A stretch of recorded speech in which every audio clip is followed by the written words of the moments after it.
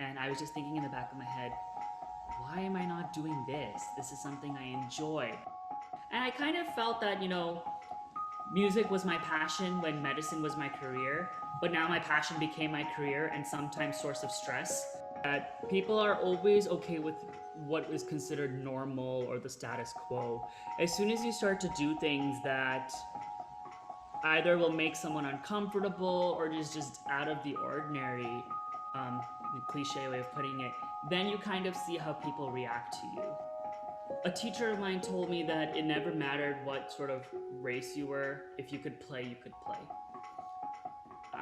Sometimes I hear that's not always the case.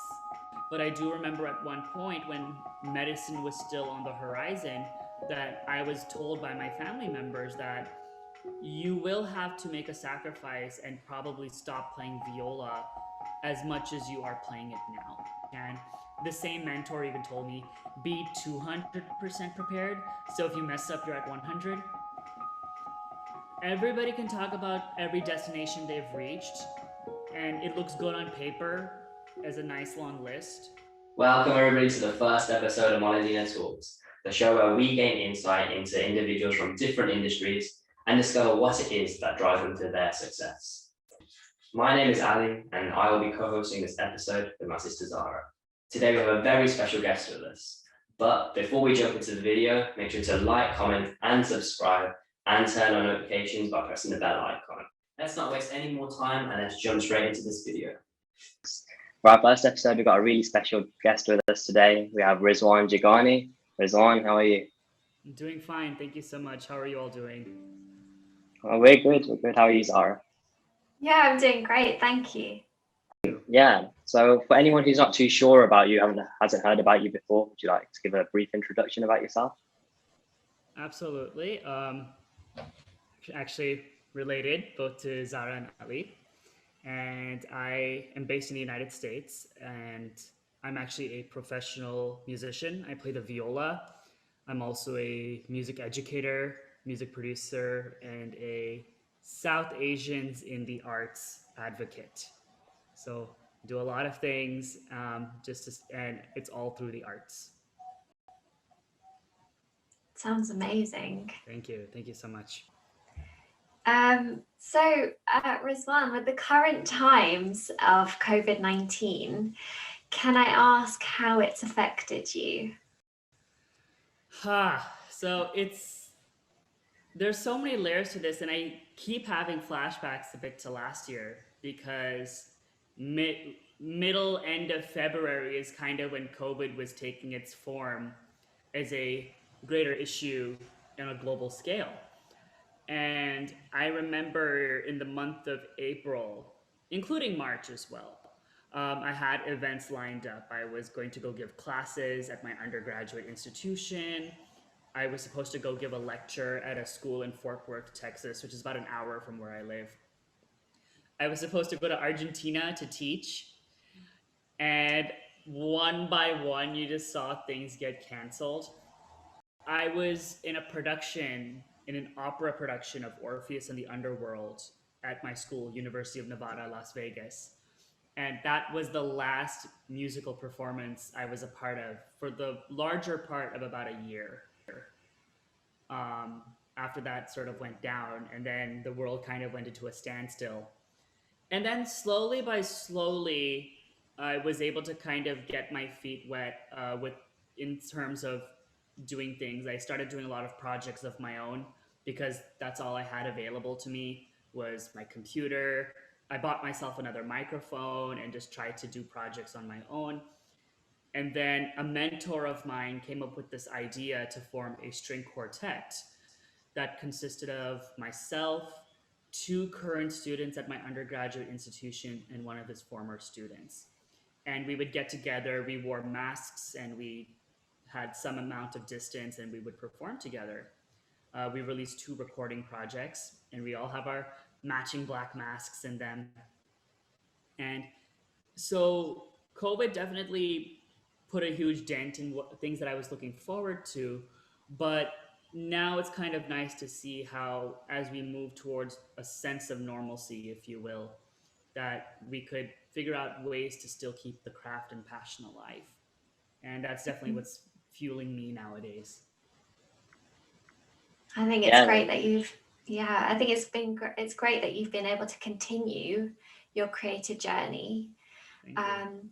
Can I ask you how it has it affected you personally in any way, like apart from your career? A little bit. So I was living in Las Vegas during I was doing a postmaster's certificate called the Artist Diploma, and I was the first student to be doing this at UNLV. And so I was living in Las Vegas, and I had plans of coming home for spring break. Except when I came home for spring break didn't end because everything shut down. So I was actually stuck in Dallas up until July. And what happened was the School of Music decided to go completely remote for the 2020-2021 school year. So when I went back to Vegas in July, I packed up everything, sold stuff, and actually moved back to Dallas. So I've been back in Dallas now since March of 2020. So I'm living back with my parents, and I love my parents, but it's definitely different when you've been living alone for about 3 years, coming back to having a shared space. And also, when I was trying to get used to a new city, it's like all of that went out the door. So but I am back in a place of familiarity, and that is nice. At the same time, my free spirit itself kind of felt a little closed off a bit.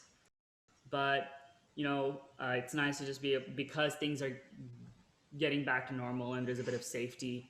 I can still have those outings that I like, while still being safe and still being, with family. Yeah, that's great. Thank you. Thank you. Yeah. So Rizwan, I want to start at the beginning of your journey then. So how did you Sure. first get into playing the viola? So viola is an interesting instrument. You often don't hear about it. Many people don't know what it is. But I had a friend, we're still close friends, who played the viola. And he's 2 years older than me. And I thought at the time that, oh, if he thinks it's cool, it must be cool. That is actually why I picked the instrument. I was 10 years old when I started the music program at my school, and I picked the viola. And my parents put me in one-on-one private tuitions as well. So every week I would have a 30-minute private lesson with the teacher, and I would be in my orchestra class. And so that's actually how the journey started. I actually hated playing the viola at the very beginning because I did not realize that in the orchestra, and especially if you're playing like little kids' music, the viola rarely gets melody. It's always the violins. So a bit of disappointment in my first 2 years of playing the instrument. But then by the time it was my third year of playing, my parents got me a new instrument. I was really loving what I could do with this instrument. And then I felt like I was connecting more with the instrument, and it was becoming my voice. Oh, wow. Okay. So what happened between the first few years of you getting introduced to it and you finding out that you quite like this and you want to take this a bit serious? What was kind of like the bridge between those two stages? So I never did sports. I did a little bit of tennis, and I was, of course, required to do your physical education classes. So I did those. But sports was never really a thing I enjoyed. And so this was something that I felt like I could put my time into outside of studies. Additionally, I feel like as South Asians, we tend to be overachievers. So I knew that if I was doing something, in this case, creative, I needed to do it as well as I possibly could. So I tried to, do every extracurricular thing with the instrument. I tried to be in the top orchestras just because I felt like I needed to. And then through that whole process, I was really enjoying it too. And I think that's where the journey from, oh, this is just something cool to do, came to something, this is something I really enjoy doing. And it was just something that eventually just became part of me. A lot of people associated with Rizwan played the viola. Yeah, wow. So you mentioned about being South Asian, and you felt like that almost meant you had to be even better at it to kind of justify it. And I remember I was reading on your website. I know when we spoke in Chicago, you were talking a bit about how you were kind of considering the industry of going into medicine. Mm-hmm. So could you talk a bit about that? How that first arose like as a career pathway, and how come that didn't materialize completely? Absolutely. So, as you know, a family full of doctors. My mom herself is a pediatrician. I have an aunt who's an oncologist. I have an uncle who does research in cancer. I have an aunt who works with special needs children. So that while she's an educator, it still has a bit of a medical side point to it. And I have another aunt that's a dentist, and that's all my mom's siblings. So it was definitely around me, and I definitely had an interest in it. I was in every science class you could imagine in high school. I did internships at the National Institutes of Health, which is where, like, the gurus go. And I was doing that as a teenager. So it wasn't needed to say that, someone had forced me into the idea of doing medicine. I actually was really into it. Um, However, when I was in my first year of undergraduate studies, I learned very quickly that it was more about grades, the marks you made on papers, your exam scores, and not so much about learning. And I was more about the learning, especially when I was in those internships. You would do your research, you compiled a paper or a presentation, and then you did a poster presentation. And it didn't matter what happened in the experiment. Let's say you had a bad result or a good result. It was something to still be proud of because it just showed this journey of learning. And I remember having a peer tell me that if you had a 3.6 grade point average, don't even bother applying to medical school because you won't even have your application looked at.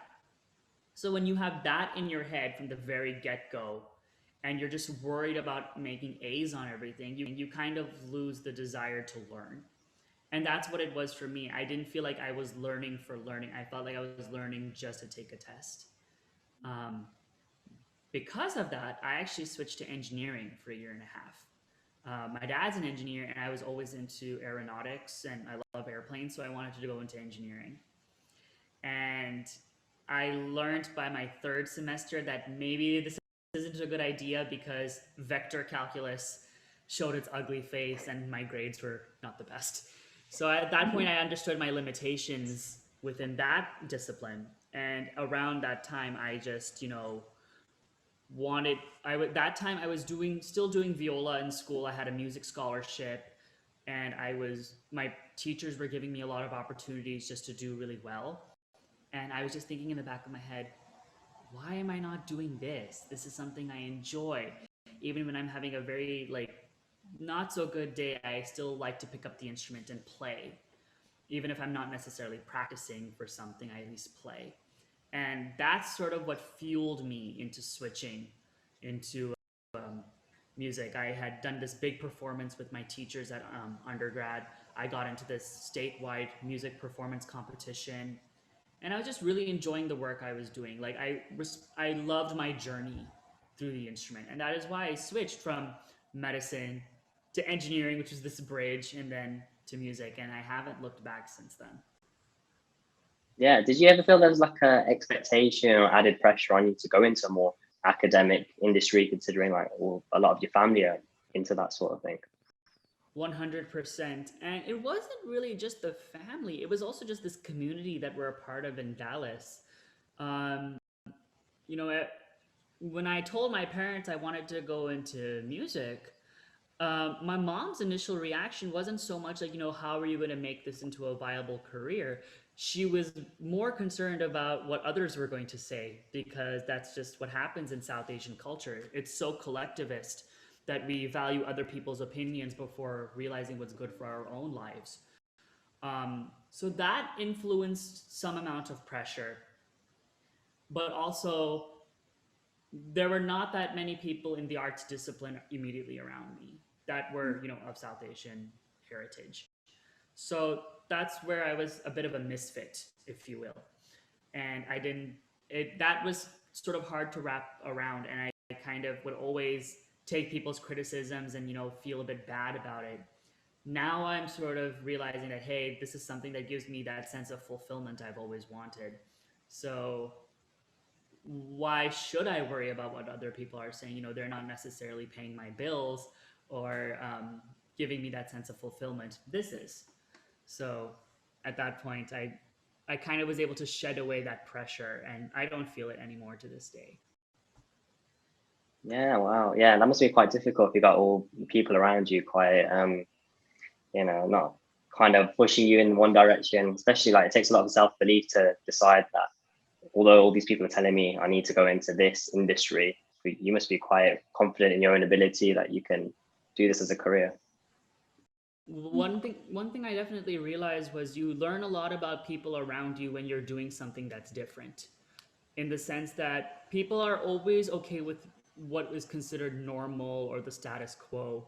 As soon as you start to do things that either will make someone uncomfortable or just out of the ordinary, the cliche way of putting it, then you kind of see how people react to you. And it's how you handle their reactions determines how you go forward. Because if you have that sense of conviction in what you're doing, your other people's opinions won't bother you. If you are not fully confident in what you are doing, that random auntie or uncle is going to say something and it's going to keep you up at night. Yeah. And Yeah. I never let that happen to me. It was, if my family said something, that was a different story. But if it was, the like the person you meet once a week at the mosque, it never bothered me. Yeah, wow. So like away from like the kind of community expectation, what about kind of the other sacrifices you had to make? Because I know you're very dedicated and you put a lot of hours into what you do. That's the only way like you can be as successful as you are so far. So what were some of the sacrifices you had to overcome along the way? I think so. One thing about being in subjects like medicine and engineering, you tend to find a lot of people in your own cultural background, and that kind of keeps your sense of identity, and you feel like that bit of protection being with people that are like you in that sense. Because when you're in a place like the UK or the US where you have all these mix of cultures, you kind of tend to gravitate towards people that are like you. Um, being in the arts, however, I found there was very little bit of South Asian representation just in general. So I felt distant from people that I'd sort of gotten close to along the way as we were being tortured by our calculus assignments. Um, but when I think about it, at the end of the day, they were still supportive, but then I also at the same time noticed that some of them were like, why are you switching? You should see this through even though you don't like it, because that's the mentality that everybody had coming from our culture. So, I mean, yeah, maybe I lost a few people that I had considered close along the way, but at the same time, I met other people that I could be close to. And because we were all connected through arts, I felt like the connection was deeper. So it was kind of, I think the big sacrifice for me was kind of sort of dealing with my cultural identity while dealing with something that was so different at the same time. Yeah. Sounds intense. Yeah, definitely. Yeah. So kind of like coming off that, well, no, staying on the same topic of being South Asian, do you feel like you've had to work harder because of your ethnicity in the music industry? You know, a teacher of mine told me that it never mattered what sort of race you were. If you could play, you could play. Sometimes I hear that's not always the case. And whether it's like race or gender, I feel like in general, sometimes you have to prove a point bigger than your peers and your colleagues. Me being South Asian and me being one of the only South Asians at times, I definitely felt like there was pressure on me, knowing that people had preconceived notions of us, that we came from a background where everyone was a doctor or an engineer or a businessman. And, here I am being a violist. So I always put that, it was more maybe pressure I put on myself that as the only South Asian in this circle, I wanted to prove that I had what it took to be just as good as people who may have started viola younger than I at the time, Yeah. or people who really had true support from the very, very beginning, and not that it kind of wavered. My parents have always been supportive, but I do remember at one point when medicine was still on the horizon that I was told by my family members that you will have to make a sacrifice and probably stop playing viola as much as you are playing it now. And that was something that never sat well with me. So I just felt like I had to prove a point that I was good in my own right, and that even though I didn't go to music school for undergrad, that I had just as much good training as the conservatory students that were in my master's degree, and that even though I was lacking in a few things, I was willing to learn what I needed to learn, and I wasn't going to, shy away from anyone's opinion. Yes, there were things maybe I didn't like learning initially, but as I went through the program and even left my program, I'm speaking specifically about my master's, I ended up appreciating everything. I definitely felt that I had to maybe prove a point a little bit more than my colleagues. And heritage had to deal with it, but also because of the background I had, that I guess my heritage did contribute to it. Yeah. Do you think that's getting better in the industry or it's getting worse? So, in the light of last year's sort of civil rights paradigm shift, with Black Lives Matter, and just in general, what you're seeing about, like, the how I think May is finishing up Asian American, like, Pacific Islander awareness, and it's I began to see a lot more, like, musicians of color, performers of color take the stage.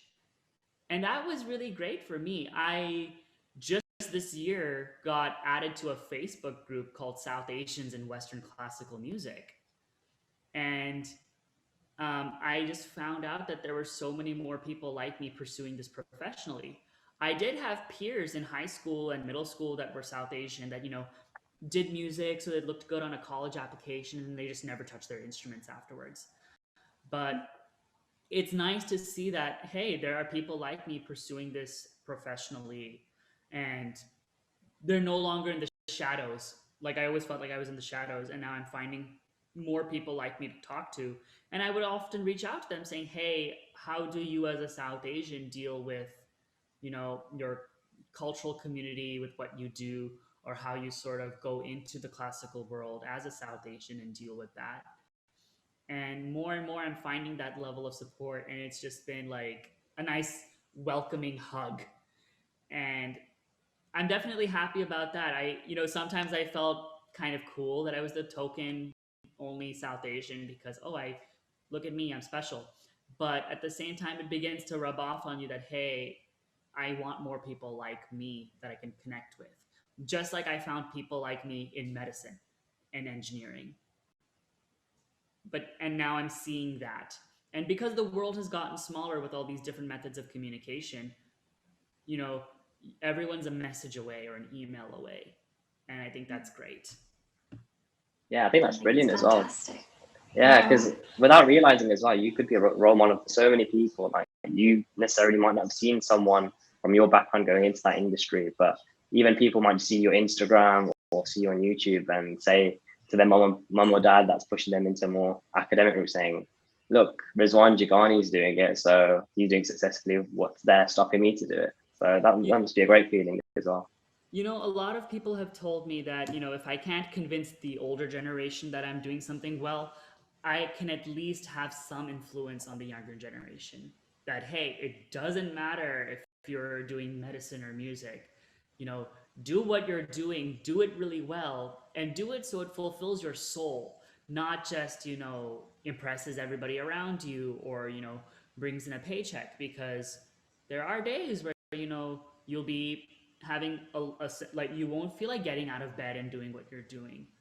But, you know the in what career is that is it a perfect world? Everybody has that. And I think, for the younger generation, I always tell people, like, like, continue it. If your heart and soul is in it, do it, and do it really, really well. Like, seek out good education, go watch good performers, listen to good examples of what you're hoping to achieve. Yeah.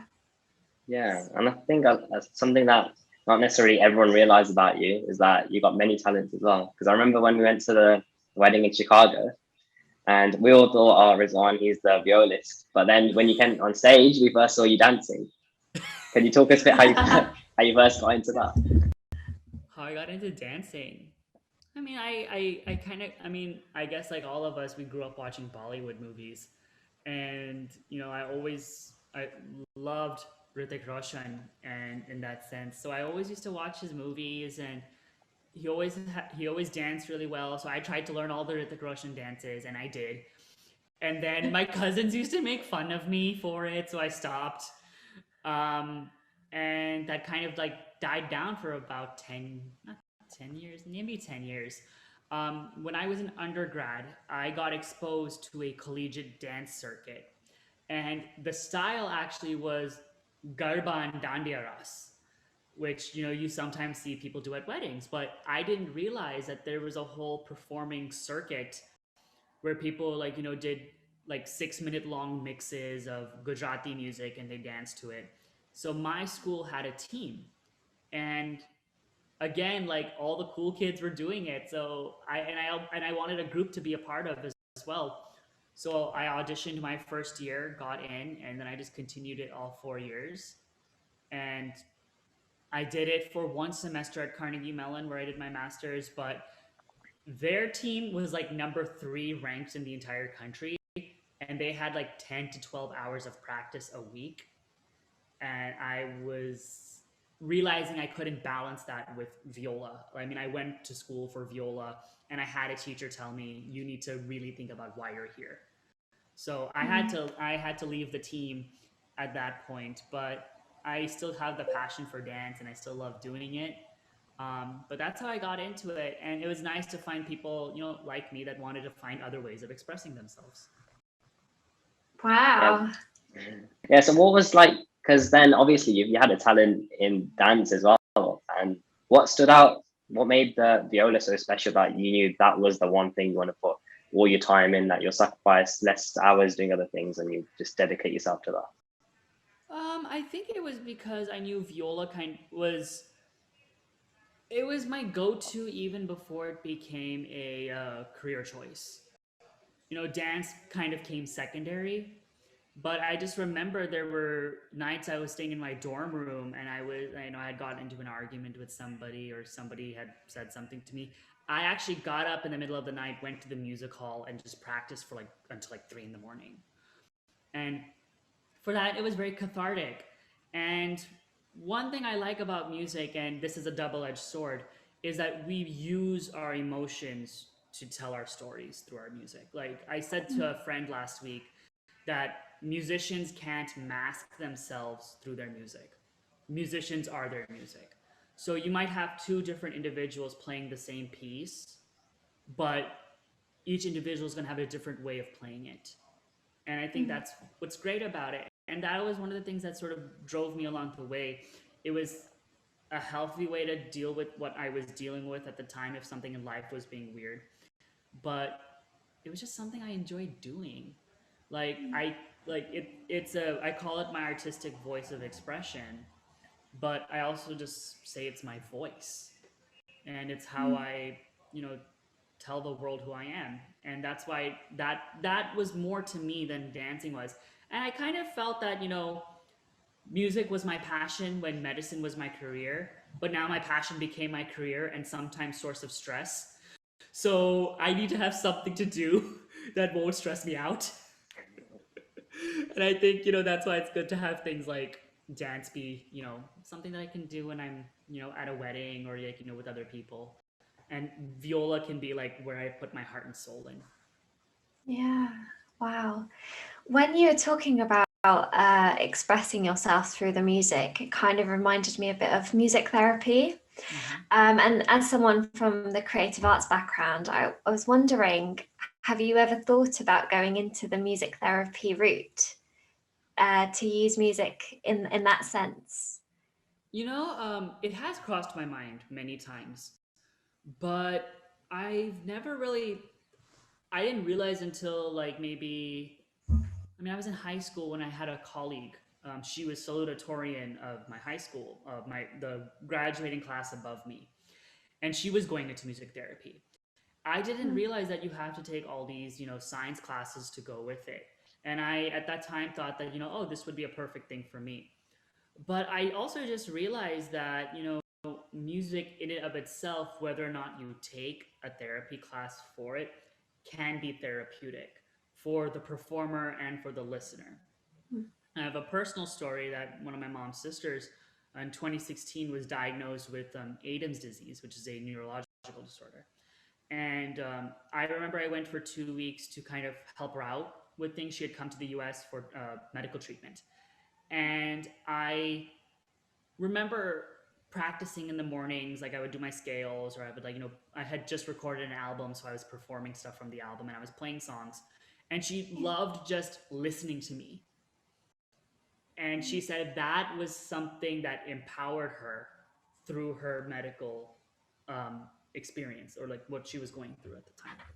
And I felt at that time, that's where I felt like my music could have its impact in a therapeutic sort of music therapy way, was through performance. That people, if they come to see me perform, they may be having something going on in their lives. And for the hour-long performance that it is, they literally leave that at the door, immerse themselves in this world that is in this concert hall, and then maybe go back into the world of what was plaguing them with a new perspective, or maybe a new sense of encouragement on how to get through what was bothering them.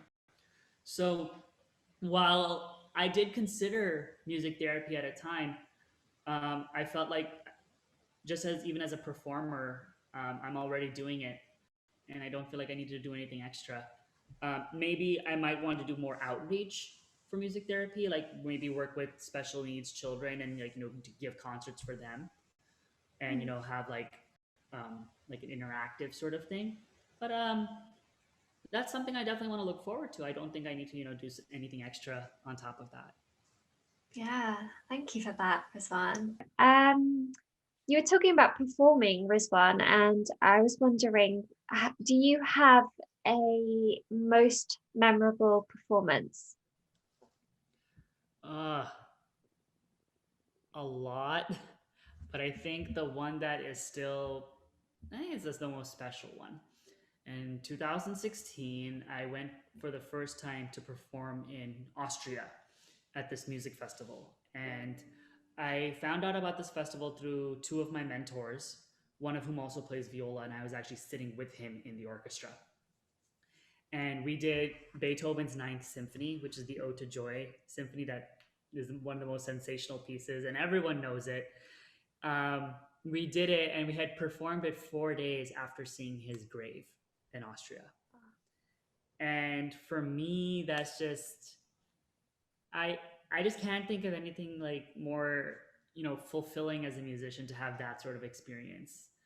And for me, just getting to perform with some amazing people in just this beautiful, beautiful hall in the Schloss Esterhazy, which is in a city called Eisenstadt, which is about an hour south of Vienna. And just to, take in that moment of, all these beautiful sounds around you, and you getting to play some of the most beautiful music ever written. So I think that to me still is right now winning as far as most memorable performance. And inshallah, if all goes well, next summer I'll get to return to the same festival, because COVID interrupted 2 summers worth of festivals. But if all goes well, next summer I'll get to play Beethoven's Ninth again in the same hall. So I'm really just crossing my fingers for that, because then I can play it 6 years later in the same hall with more knowledge and more understanding, and with better technique, that I feel like I can just do the piece more personal justice for me. Yeah.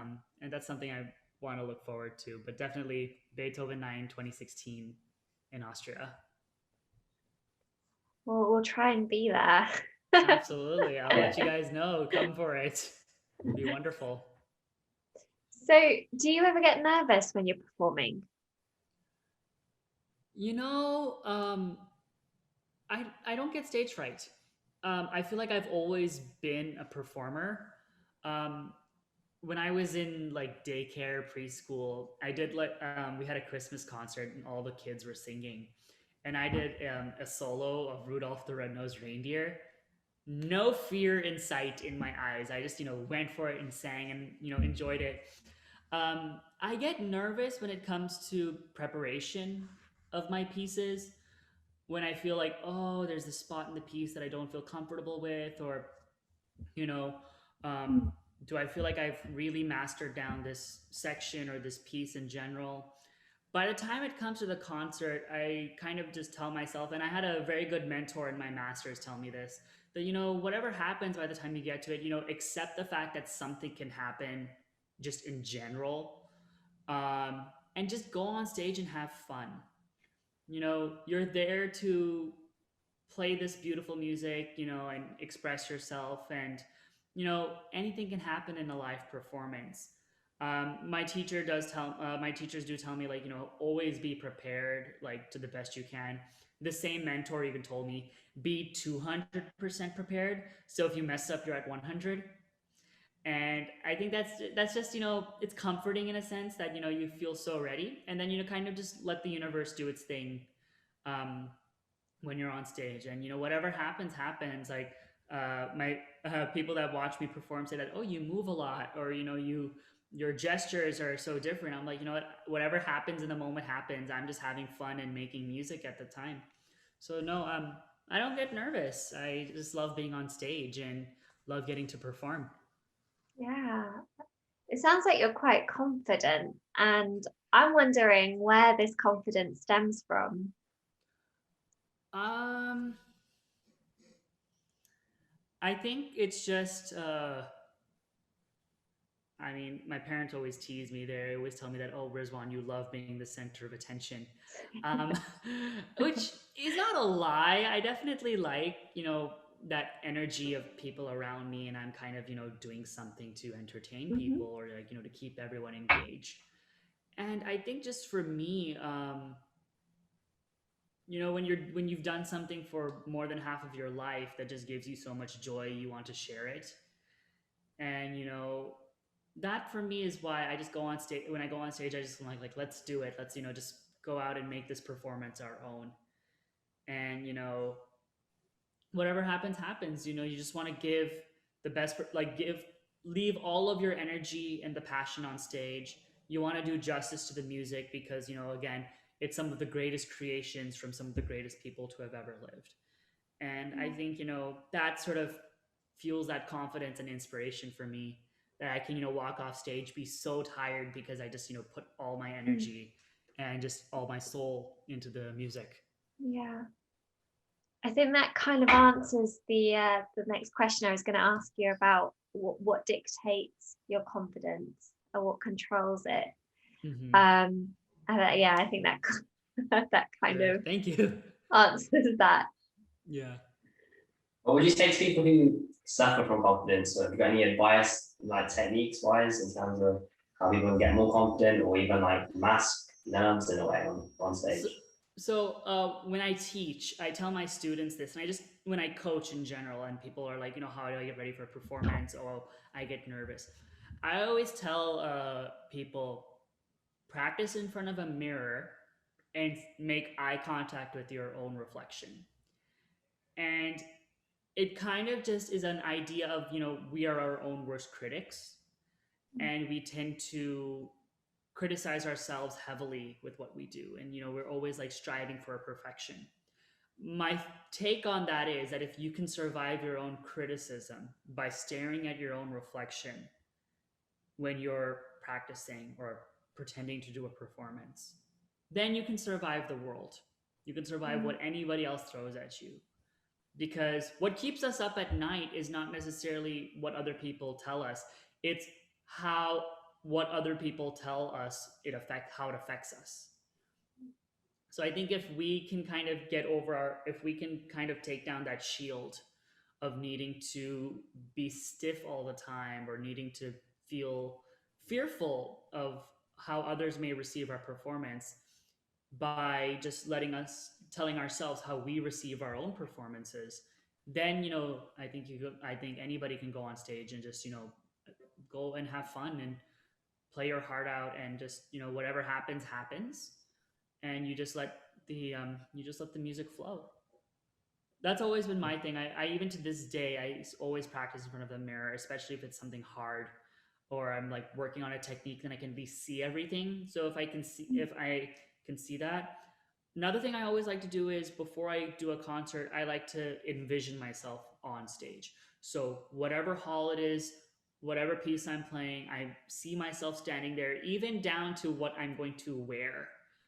I see that image in my head, and I'm like, you know what, let's bring that image to life. And that's how I do it. I just did a concert back in April for my diploma in Las Vegas, and I was so nervous because it was the hardest recital I've ever given in my career. And what helped me was literally seeing myself performing before I even stepped on stage, and the rest kind of fell into place. I think that's amazing advice, even for people who aren't in the creative industry. Just seeing yourself before you before you tackle anything in life. I think it's amazing to do that. Yeah, sorry, go for it. No, absolutely, because a lot of people tell me, like, oh, you should meditate or do something of that sort.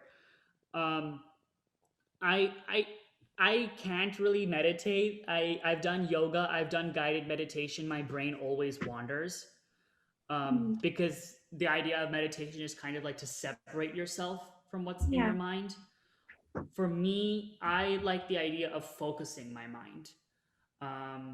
And that is, I think, what helps, especially for people who tend to, now our generation, I feel like, has the hardest time sort of focusing, in a sense, because, with phones, with media, with everything that's happening around us in the world, and we always want to, be invested in everything. I think that's the time where we need to try and focus on one thing at a time. And that's how I sort of play to that strength. Yeah. Yeah, on that point, I'm like focusing on concentration. How do you deal if you have like a bad day, or you've got some personal issues going on, and then in the evening you got a performance, and you kind of need to block it out because you're the entertainer for however many people need to enjoy their night? I've actually had incidents where that has happened. I put it into the music.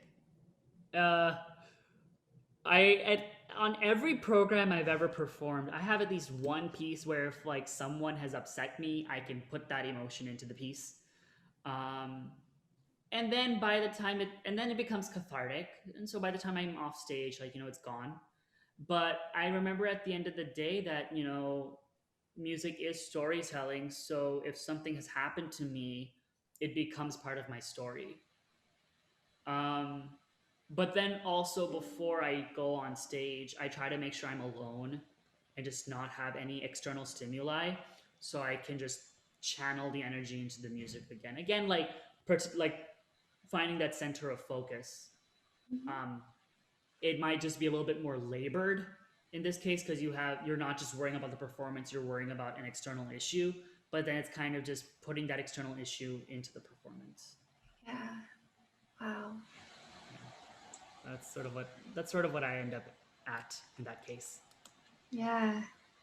It's kind of going back to the music therapy a little bit, isn't it? A bit, yeah. Yeah. Because like it's a self therapy, not just a therapy for others. Yeah. And I think that's important. It's all about self-care. 100%. I agree. Yeah. I'm just going to go back a little bit when you were talking about how you would imagine yourself on stage or picture yourself, right down to the detail of what you would wear. And I'm really interested in your choice of outfits and why you choose to dress this. You have a very a particular way of dressing when you perform, and I was wondering if you could elaborate a little bit on why and why you choose those outfits.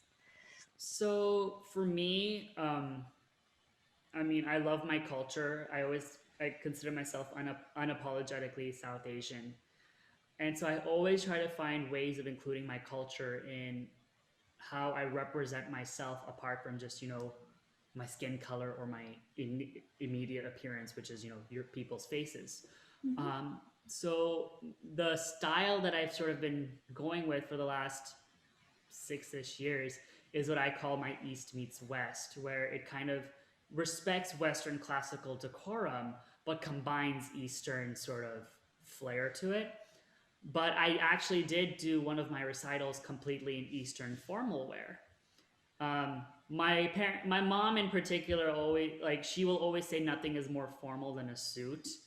I personally hate performing in suits. Ever since I was in ninth grade of high school, so that was like maybe 2007, 2008, I had to play in a tuxedo. So for long orchestra concerts, you have like a 30-minute, hour-long program, and you're wearing a tuxedo. And Mm. apart from like restricting in movement, it's hot on stage and it's heavy. I've I try to avoid wearing tuxedos. Like I don't even like wearing them for weddings because I feel like, oh, where's my instrument? I need to go for a concert. Yeah. Like it's just mentally ingrained. So I try to just be more. I try to be expressive through the art, and I feel like part of that is what you wear. Mm-hmm. And anytime I have an opportunity to wear shalwar kameez and perform, I will take that opportunity. If I want to be a little bit more formal, then maybe, or like I don't even know what is more formal and what isn't, what is less formal. I feel like you dress for the occasion and you put your best foot forward, and if you can do so while also expressing yourself, why not? Yeah. Because I get a lot of compliments on those outfits and just the look that I carry, and I think that's what makes it special. Just it's another way of representing myself as a South Asian in classical music, that Yeah. I get to wear what I want to wear as well. Yeah. It's part of your identity, I guess, and Yeah. 100%. yeah, and I think it's important even dressing the part. So yeah, well done. Absolutely, absolutely. Thank you so much. So I'm going to move on to the next question. Can you tell me a little bit about your schedule? So like your schedule as a musician. So what does your day look like? Um, it really depends. It really just depends on what I have going on. If I have a concert coming up, I dedicate myself about 4 hours a day of practicing for whatever is coming up. If I have a bunch of things going on, I always try to make sure I get that in my 4 hours. I personally believe that you have to practice smart, not just practice like hours. Because if you're practicing for 4 hours but you're not being productive, then you've just wasted 4 hours. Mm. Um, I'm very big on fitness, so I try to get some exercise every single day. Even if I'm not in the gym lifting weights, I'm at least going for a walk, doing something or the other. I'm a bit of a social guy, so sometimes I'll try to meet up with a friend and whatnot. And the thing is, for me, music, because a lot of what we do is indoors, essentially, practicing concerts, I always try to make sure I get some amount of time outside in the sun, Mm. and just being able to just connect a little bit with nature, just to kind of align myself in that sense. Yeah. So there's no really set schedule that I have. It's a more of what I have going on and what I need to do. Right now I have like a wedding coming up in June, so I'm just getting some stuff in my fingers for that. And right now, because I don't have anything immediately pressing coming up, I'm just working on my fundamentals. So I'm doing about 30 minutes of scales and technique exercises, just to make sure that I'm keeping this going and just getting better with the instrument. Mm. I got a new viola back in 2019. So I'm still learning how to play this instrument, even though I've played viola for so many years now. Every time when you play a different instrument, you're still getting used to it. You're learning the instrument, and the instrument is learning you. So that's the best way to kind of get into it and solidify your technique, is just to do technical exercises. Yeah, great. Thank you. Yeah. I want to ask you a question now that I want to ask every guest that comes on this podcast. And that is, what does success mean to you? That's a loaded question. So there's many things. The biggest thing for me is when you're with what you're doing, that you're finding personal fulfillment and you are loving and respecting your journey. Everybody can talk about every destination they've reached, and it looks good on paper as a nice long list, or, like different pieces of paper all put together. But you don't learn at your destination. You learn going to it. And I think if you can be in a position where you're constantly learning and taking in ideas, that is already many different ways of being successful, because you're just in a position where you're allowing yourself to grow. Once you've reached if you've stopped growing, you start fading and deteriorating. So that's one thing for me. Personal fulfillment, being on a journey and respecting the process of constantly learning. And then if you inspire others along the way, I think that's just the cherry on top. Because people aren't necessarily watching you when you reach a destination. At least those that I feel like get inspired, they're following your journey and they're seeing what you're doing. From someone that started just playing as a passion or just as a hobby, to where it became something they did in school, to something that took them across, to different countries that they've never been to leading up to another point. I think that's huge. I think that's sort of where, when you see everything progress and you still seeing a path ahead of you and the path hasn't reached a dead end, I think that's what success is, that you always have a path to walk on. Yeah. Yeah, I think that's great as well, that you don't see that there's not like a set end goal. It's a journey of how you can progress. So let's say, where do you see yourself in 10 years, not only career-wise, but also maybe in your private life on your way to that journey? Well, I'm starting my doctorate in the fall. So, if all goes well, I'll be Dr. RIZWAN JAGANI. So that's part of the 10 years, 4 of the 10 years at least. I want to be an established performer in classical music and in other styles, because I do also other styles. My parents have been talking about marriage a lot lately, so we'll see what happens with that. I haven't put a stamp on that at the moment, just because, that can happen at any point. But that is something that is in my mind. And I just want to feel in the next 10 years that I myself have more and more fulfillment with what I'm doing. With this pandemic, trying to find little glimmers of light in sort of like a dark space, and you hold on to those glimmers of light just to sort of keep your soul happy. It'll be great when, there will be more glimmers of light, or the space won't be as dark and we can see clearly what's out ahead of us. I think that for me is something I'm looking forward to, just being able to see these little things and grab onto them and then, feed my soul. Yeah. Yeah. And what would you say is the happiest moment of your life so far? You have to pin it on one moment. So I feel like I haven't lived long enough yet. I think when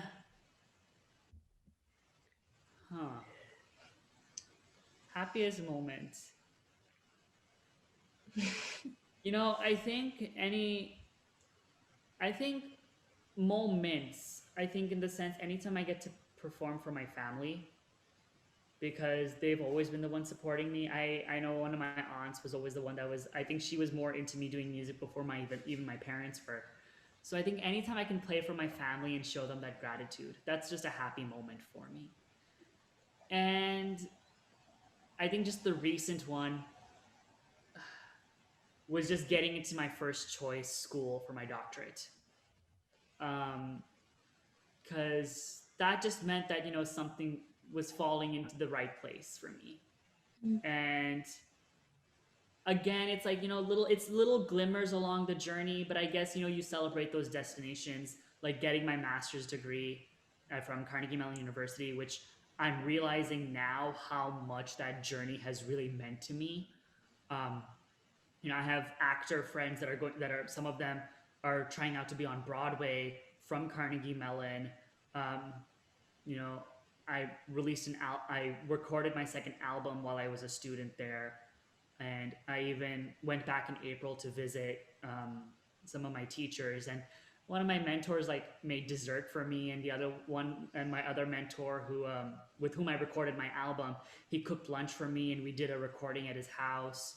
So it's like little moments encapsulated in one big destination that I've reached, and I think that's it. I can go on and on like little moments, but I think it's like little moments within sort of a big moment. Yeah. Yeah. So I'm going to ask you the opposite. What's been the most difficult moment in your life? I think the most difficult at the moment, it has just been sort of wrangling with the COVID pandemic, in the sense that at times I felt like I needed to maybe switch careers. I'm very blessed that like I'm back with my parents and they've been very helpful along the way. Um, while the pandemic did sort of verify to me this is something I wanted to do now more than ever, excuse me, I think at that point it was kind of just wondering, when will I get to be on stage again? When, I'll get to perform with other people again. And, I remember in March of last year, we were like, oh, this will blow over in like a month or two. Yeah. And that month became months to end up becoming a year. And I think that's it. I think of like other things that I've had to go on my hurdle.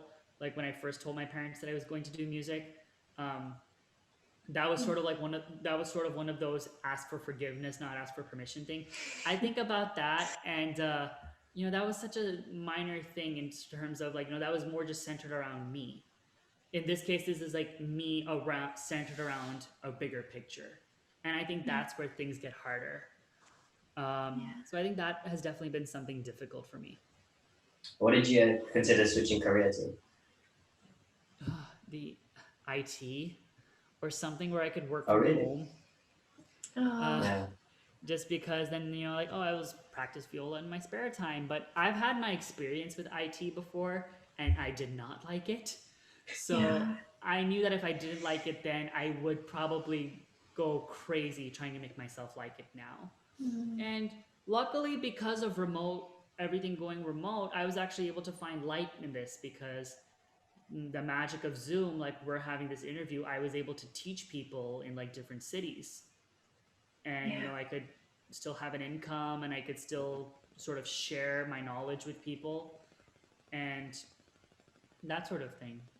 One of the things I didn't mention in my See Myself in 10 Years was I want to end up being a professor eventually and being able to teach viola and also just coach music and do those sort of things, and give my perspective on what my musical journey has been. And I think that was one light that came out of a difficult one, is that been able to share my knowledge from anywhere. I can imagine how difficult that period would have been for you, so thank you for sharing that with us. Absolutely. Can I ask, who is the closest person in your life? I think right now it's my parents, both my parents, just because I see them almost all the time. And so from a physical standpoint, that's huge. And then I think my closest persons outside of that would just be my mentors. I have a teacher here in Dallas. I've on and off studied with her for the latter part of about 11 years. I consider her my musical godmother, Barbara Sudweeks. She used to play in the Dallas Symphony Orchestra, and I used to see her all the time before I even knew her, like, on stage in the Dallas Symphony. Yeah. And then I got to study with her. And she's always just been someone to give me such good advice. And, she's like my musical mom. And she even writes to me as well. She's like, I'm going to give you advice as I might not be your mother, but I'm your musical mother.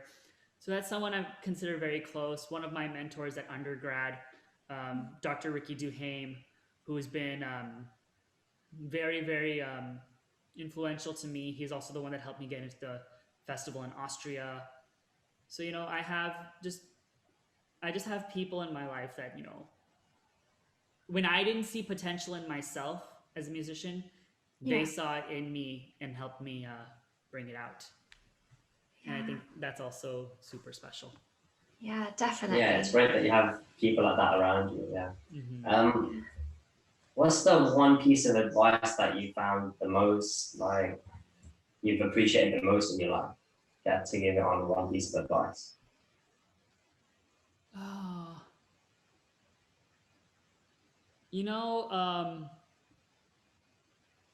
It wasn't advice given to me, but it was something that I saw in an interview. And, well, two things. One was the idea of speaking before performing. Whether I'm at a wedding or whether I'm giving a concert, I have just found it nice to speak before I perform, because often at times we as artists can't always convey our ideas through the music. So sometimes speaking our ideas before performing does help. And that was something that I saw from this Tony Award winning actress named Cynthia Erivo. She was giving a concert and she said that I'm going to speak before I perform, and this is why. And the other bit of advice I had was just the idea of focusing on the journey, not the destination, and just loving the process. And that was given by Victoria Chiang, who teaches viola at Johns Hopkins University. And that piece of advice never made sense to me when I first heard it. Like, it's just a video that's on YouTube of her playing and she's talking about it. I think it clicked maybe 2 or 3 years ago, that little bit of advice. And it's something that I respect so much now. And it's kind of the thing that keeps me going. I don't end up worrying too much about what's happening because I'm going on my own timeline. There are people that will be successful at what they do. And the best thing you can do is cheer them on. Because wishing ill upon them is not going to do anything. It's just going to hurt you more. The best thing you can do is realize you yourself have a place in this world. And you have your own shoes to fill. You don't have to worry about anybody else's shoes. And I think that's huge for me. Yeah, thank you. Absolutely. So, RIZWAN, how would you describe yourself in 3 words? Alrighty. Grounded, motivated, and 99% of the time inspired. But I think I would throw a 4th one in, and I think this is just because, and I think this could just either substitute for inspired. I think giving, because as artists we give ourselves into the art and our artistic souls to others. So, and I think that also just reflects into other parts of life as well. So yeah, inspired on a good day, but grounded, motivated, and giving. Yeah, that's quite interesting, I think. Sorry, were you going to say something? I've been itching to ask you why your viola is called Simba.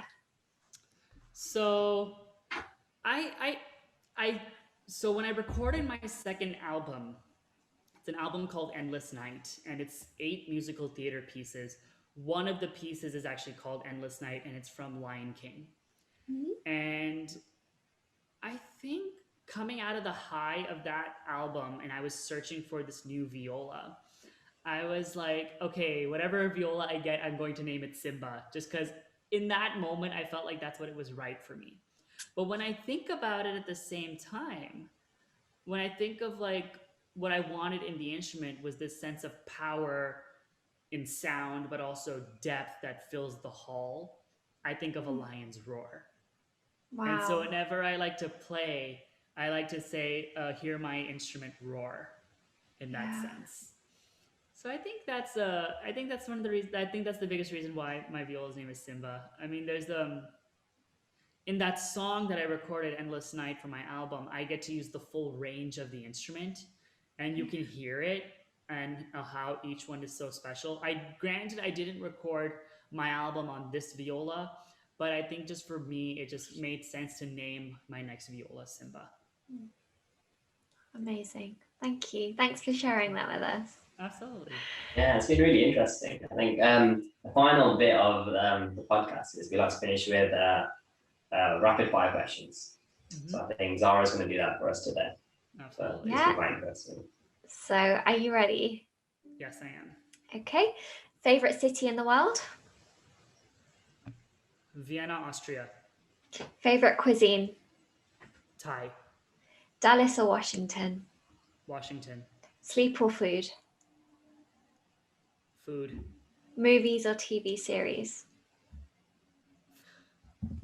Neither, honestly, but I guess movies. Sorry about that. Siri has just taken over my laptop. Not a problem. You're back. Sorry. So movies or TV series? Neither, but if in these two movies. Favorite movie? Coco, the Disney movie. Favorite series? Charmed. Winter or summer? Summer. One item you can't live without? My viola. Cardio or weights? Weights. YouTube or Netflix? YouTube. Texting or calling? Calling. Money or love? Love. Pizza or burger? Burgers. And night in or night out? Night in. Great. Why Dallas over Washington? I've always loved that city. NIH is in Bethesda, Maryland, and so I was there for 2 consecutive summers, and I just fell in love with the city and just how easy it was to get around everywhere and how much culture the city had. Dallas, you need a car to get around. Like, it's absolutely required you have a car. And I feel like Dallas tries very hard to be a city like Washington, D.C. and fails miserably. I'm not a fan of the cultural scene here. I mean, yeah, you have a very good orchestra, and that's about it. I can't see people trying to strive for cultural excellence here. So you must be excited to be moving to Washington then. I'm very excited, absolutely. Brilliant. Yeah. It's been a pleasure having you on, Rizwan. Thank you for coming on. No, thanks for having me. An absolute pleasure. Would you be able to play something for the audience before you go? Sure, I would love to. So I am going to play a little segment of a piece called Introduction in Allegro, and it's by a composer named Miklos Rocha. He's a Hungarian composer and actually found a lot of fame in Hollywood. Hollywood actually is what saved him from Europe during the time that he was there. And this piece is really beautiful. It really showcases the viola. There's a lot of fast and really interesting stuff, but there's also this sweet lyrical stuff. So I'm going to play one of the sweet lyrical sections.